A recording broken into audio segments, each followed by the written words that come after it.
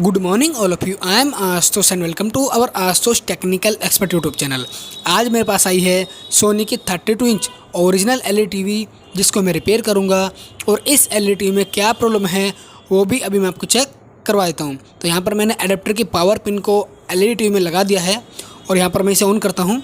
तब तक आप अपनी स्क्रीन पर इस एलईडी टीवी के मॉडल नंबर को देख लीजिए जब तक ये ऑन होता है। तो यहाँ पर ये ऑन हो चुका है और सोनी का लोगो यहाँ पे आया था और यहाँ पर ये ब्लिंक में चला गया। तो यहाँ पर ध्यान से देखिए आप, यहाँ पर ये 2 टाइम ब्लिंकिंग दिखा रहा है। मैं आपको फोकस करके दिखाता हूँ, आप देख पा रहे हैं जहाँ पर सोनी लिखा है इसके नीचे रेड लाइट 2 बार ब्लिंक हो रही है। यानी जो इस एलईडी टीवी की जो प्रॉब्लम है वो है 2 टाइम ब्लिंकिंग प्रॉब्लम। तो सोनी की एलईडी टीवी में 2 टाइम ब्लिंकिंग प्रॉब्लम क्यों आती है, कैसे आती है, इसके क्या कारण होते हैं और इस ब्लिंकिंग प्रॉब्लम को यानी 2 टाइम ब्लिंकिंग प्रॉब्लम को हमें कैसे रिपेयर करना है, यह जानने के लिए इस वीडियो को अंत तक ज़रूर देखें।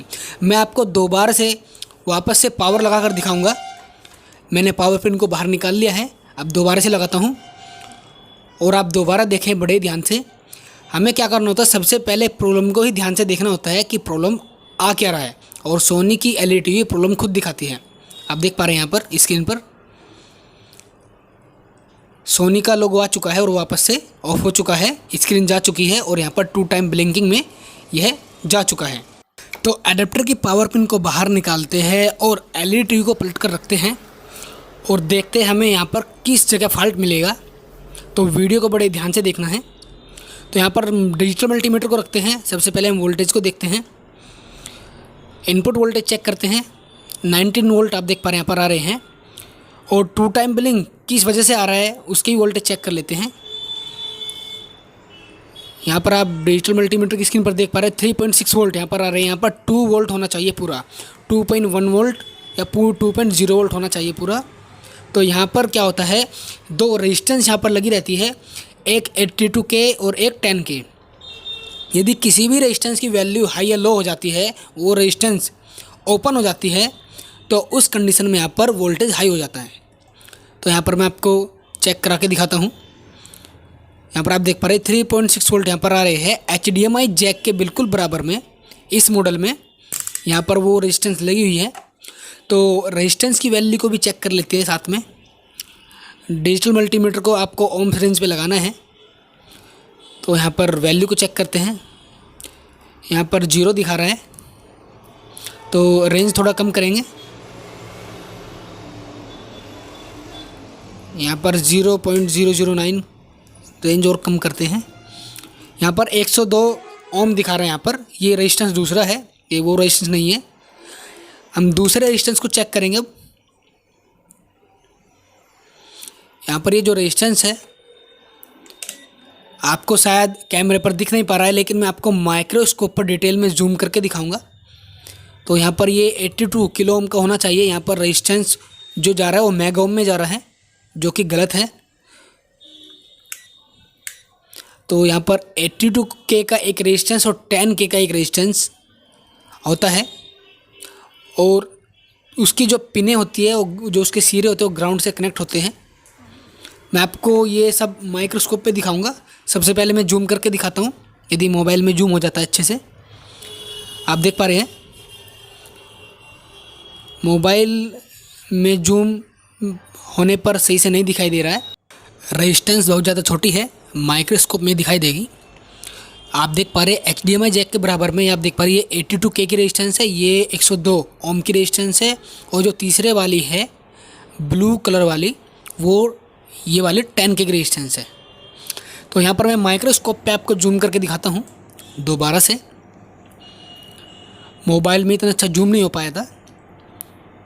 तो स्क्रीन पर देखेंगे हम, आप देख पा रहे हैं HDMI जैक के बराबर में इस मॉडल में 512D में ये आप देख पा रहे हैं जो ब्लू कलर की है और 2 ब्लैक कलर की है। ये 82K है, ये 102 ओम है और ये 10K है यानी 10K 10 और यहाँ पर 3.6 वोल्ट आउटपुट में आ रहा था। तो वापस से चलते हैं मोबाइल की स्क्रीन पर और यहाँ पर मैं 10K की रेजिस्टेंस जो लगी है उसको भी एक बार फाइनल चेक कर लेता हूँ, क्योंकि वो मैंने अभी तक चेक नहीं की है। हमने सिर्फ 82K चेक किया था। तो यहाँ पर जो ब्लू कलर वाली जो रेजिस्टेंस है वो 10K होना चाहिए। तो यहाँ पर आप देख पा रहे हैं 9.19 किलो ओम यहाँ पर दिखा रहा है, ये 10K है। लगभग 5 से 10% टॉलरेंस होता है यदि आपने कलर कोड पढ़ा है तो यहाँ पर ये जो ब्लू वाली जो रेजिस्टेंस है ये 10 किलो ओम का रेजिस्टेंस है, यानी 10K का रेजिस्टेंस है। तो 82K चेक करेंगे। तो अब 82K चेक करते हैं, वो देखते क्या रीडिंग दिखाता है। आप देख पा रहे हैं यहाँ पर 11 किलो ओम अभी दिखा रहा था, अब 30 किलो ओम दिखा रहा है और अब 31 दिखा रहा है, यानी वैल्यू कम ज़्यादा हो रही है अपने आप ही। पहले मेगा ओम में दिखा रहा था, ये यहाँ पर 82K लगी है यहाँ पर साइड में। तो वापस से माइक्रोस्कोप की स्क्रीन पर चलते हैं और यहाँ पर हम इन दोनों रेजिस्टेंस को डिसोल्डिंग करके सोल्डरिंग आयरन के माध्यम से बाहर निकालेंगे। यहाँ पर ये जो 10K है 10K को भी बाहर निकालना है और इसके बाद ये 82K इसको भी बाहर निकालना है। तो जैसे कि आप देख पा रहे हैं मैंने दोनों रेजिस्टेंस पर पेस्ट को लगा दिया है और पेस्ट लगाने के बाद सोल्डरिंग आयरन की मदद से बड़ी सावधानी के साथ डिसोल्डिंग करना है। 10K की रेजिस्टेंस मैंने डिसोल्डिंग करके बाहर निकाल ली है। अब बची 82K और 82K को भी मैंने यहाँ से बाहर निकाल लिया है, यानी डिसोल्डिंग कर दिया है। तो दोनों रेजिस्टेंस को हमने मदरबोर्ड में से उठा लिया है और बड़ी सावधानी के साथ यहाँ पर काम करना होता है। ट्रैक ये जो प्रिंट है ये बिल्कुल भी फटना नहीं चाहिए। अब इसकी हम थोड़ा क्लीनिंग करेंगे, तो बड़े ही हल्के हाथ से हमें क्लीनिंग और डिसोल्डिंग और सोल्डरिंग करनी होती है, क्योंकि यदि बाई चांस 1% ट्रैक ख़राब हो जाता है या टूट जाता है तो ट्रैक बनाने में बहुत दिक्कत होती है। और यहाँ पर ये जो ट्रैक आप देख पा रहे हैं यहाँ पर 2.0 वोल्ट होना चाहिए आउटपुट में, यहाँ मिलता है। और 2.0 वोल्ट हमें बनाना कैसे वो भी आप ध्यान से देख लीजिए। ये मेरे पास यहाँ पर 2 बक कन्वर्टर है, एक का नंबर है CA6009 और दूसरे का नंबर है CA2596 DC to DC।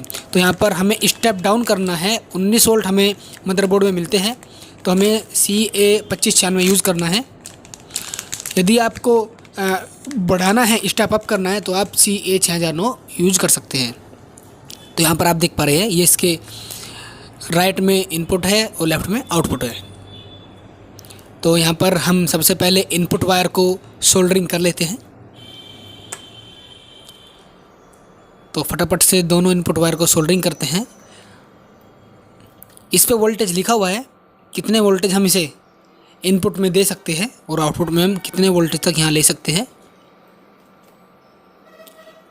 तो यहाँ पर हमने रेड वायर सोल्डरिंग कर दिया है और ब्लैक वायर भी सोल्डरिंग कर दिया है। तो यहाँ पर ये जो दोनों वायर हैं हम मदरबोर्ड में 19 वोल्ट इनपुट दे देते हैं कहीं से भी उठाकर। मैंने यहाँ पर 19 वोल्ट मदरबोर्ड से दे दिया है और डबल साइड टेप को भी नीचे लगा दिया है। अब हम यहाँ पर इसके सबसे पहले लगाने से पहले इसको वोल्टेज को चेक करना है, यानी सेट करना है। पहले चेक करेंगे फिर सेट करेंगे, कभी भी डायरेक्ट उठाकर ऐसे नहीं लगाना है। यदि आप पहली बार या फर्स्ट टाइम लगा रहे हैं तो आपको डायरेक्ट नहीं लगाना है। यहाँ पर लाइट आ चुकी है, आप देख पा रहे हैं। तो ब्लैक प्रोब करेंगे ग्राउंड, ब्लैक प्रोब मैं नीचे ग्राउंड करूँगा और रेड प्रोब और एक अलाइनर टेस्टर जो होता है, एक छोटा सा पेंचकस कोई भी, उससे हम इसके प्रीसेट को लेफ़्ट की ओर घुमाएंगे। आप देख पा रहे हैं यहाँ पर वोल्टेज स्टेप डाउन हो रहे हैं। तो हमें क्या करना है, 2 वोल्ट पे 2.0 2.1 वोल्ट पे यहाँ पर सेट करना है। आप देख पा रहे हैं यहाँ पर 2.07 वोल्ट, 2 वोल्ट पूरा चाहिए हमें। 2.1 भी चलेगा, 2.2 भी चल जाएगा, लेकिन हमें यहाँ पर फिक्स वोल्टेज सेट करना है। यहाँ पर 2.09 वोल्ट यहाँ पर सेट हो चुका है। तो इसका जो आउटपुट वायर है बहुत ही बारीक वायर मैंने लिया है, क्योंकि वहाँ पर मोटा वायर सोल्डरिंग नहीं कर सकते क्योंकि प्रिंट इतना मोटा नहीं है। तो यहाँ पर मैंने लगाया पेस्ट और इसके इस बारीक से वायर को हमें जहाँ पर 10K की रेजिस्टेंस लगी हुई थी जो उसका सीरा था उसी पर सोल्डरिंग करना है, जो कि मैंने आपको दिखाया था कि यहाँ से 2.0 वोल्ट आउटपुट मिलता है। यहाँ पर टेस्ट करते हैं। तो यहाँ पर बिल्कुल बारीक सा पॉइंट है। तो बारीक वाले सोल्डरिंग आयरन से मैंने इसको सोल्डरिंग कर दिया है। लेंस के माध्यम से चेक कर लेते हैं, एक बार कंफर्म कर लेते हैं कि वो ट्रैक या दूसरे ट्रैक में कोई टच तो नहीं है। यदि दूसरे ट्रैक पर टच हो गया बाय चांस गलती से वायर, तो यहाँ पर हमारा मदरबोर्ड डेड हो सकता है, यानी बिल्कुल पूरी तरीके से शॉर्ट हो सकता है, वो फिर रिपेयर होने के लायक नहीं रहेगा। यदि बॉल आईसी एक बार ख़राब हो जाती है तो उसका हमारे पास कोई ऑप्शन नहीं है। रिपेयर हो जाता है लेकिन मेहनत बहुत ज़्यादा होती है, बॉल आईसी वगैरह लेके आएंगे, बीजी मशीन पर लगाएंगे, वो अपने पास फैसिलिटी अवेलेबल नहीं है। तो यहाँ पर इनपुट वायर मैंने लगा दिया यहाँ पर।